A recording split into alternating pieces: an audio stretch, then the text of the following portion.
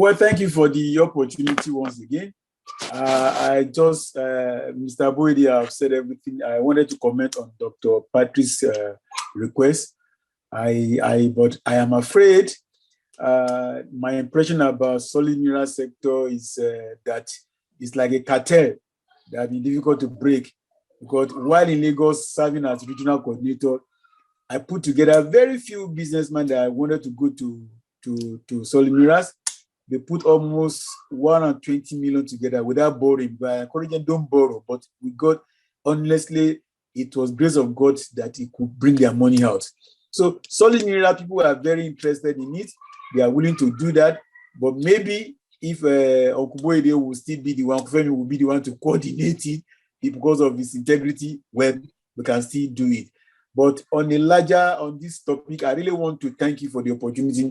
And also want to say that, look, this is not going to be a one-off program about SME benefit after it's really for MSME, because if you look at Gambia as reference, they are import-dependent country.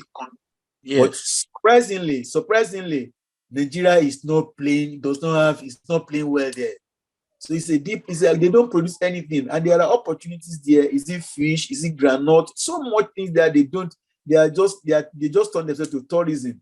And this is another area. When I came, I invited a tourist as somebody who is tourism. I said, look, have you ever explored Gambia?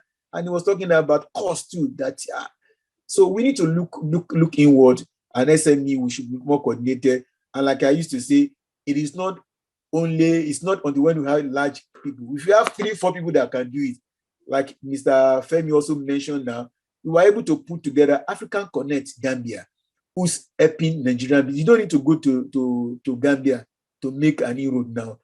We established that because of the trivia we did last year, at the solo exhibition, and it's working. People a lot of contacting them, and it's not going to be product alone. Services also is one of the things we are trying to look at. So on this note, I want to thank you, and I want to say that the challenges look big, but there are also opportunities for us to turn to money. Thank you very much, sir, for the opportunity.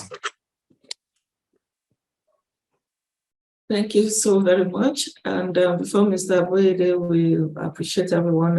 I see Madam Kudirat Abiola Adegoke says, I'd like to thank the panelists for organizing this program. My name is Dr. Kudirat Abiola Adegoke. I'm a director of the Jab Shea Butter Limited. I have good products, but I don't have customers. Please, how can you help me market my products?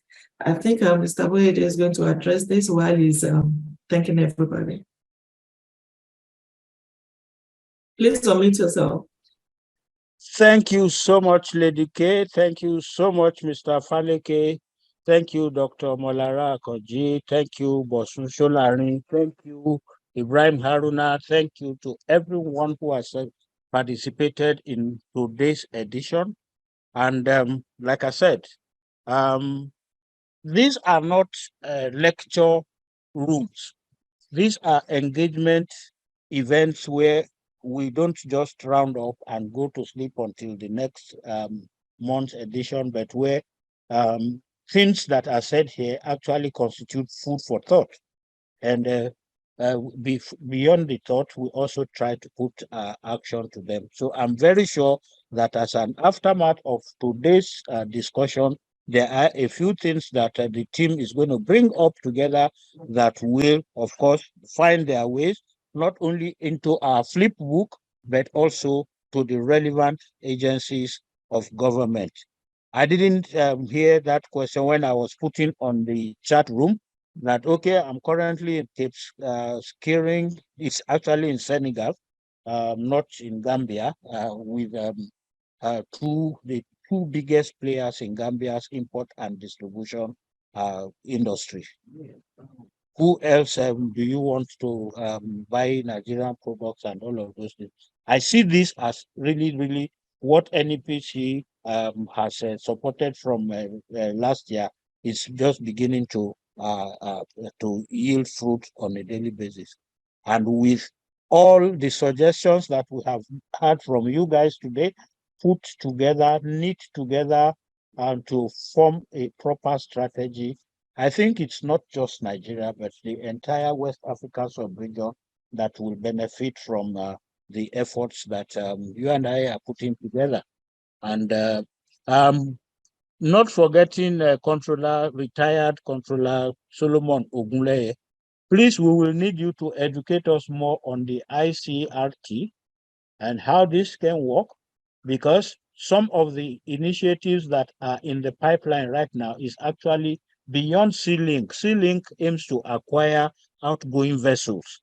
We're also thinking of road link, where people who have the money and the guts to invest in logistics can actually procure trucks that will take the ECOWAS route all the way from Mile 2, Seme, Cotonou, Lomé, Mali, and wherever, all the way to Dakar. And if this can take place within 17, 18 days, I mean, for now, an illustration, I'll round up on that. You buy a carton of Indomie noodles from Lagos Dufil, the United Food, at 5,000 naira. It costs you another 5,000 naira to bring the Indomie to Banjul. Meanwhile, the Indian guy who flies his Indomie from China gets it to the same market all the way from China. It arrives at 7,000 naira equivalent, just for illustration purposes. How is the man from Nigeria likely to benefit from that trade? But a truck will take the same box of Indomie from Mile 2 all the way to Banjul for 300 naira, except that you'll have to wait for 2 months for it to arrive in Banjul.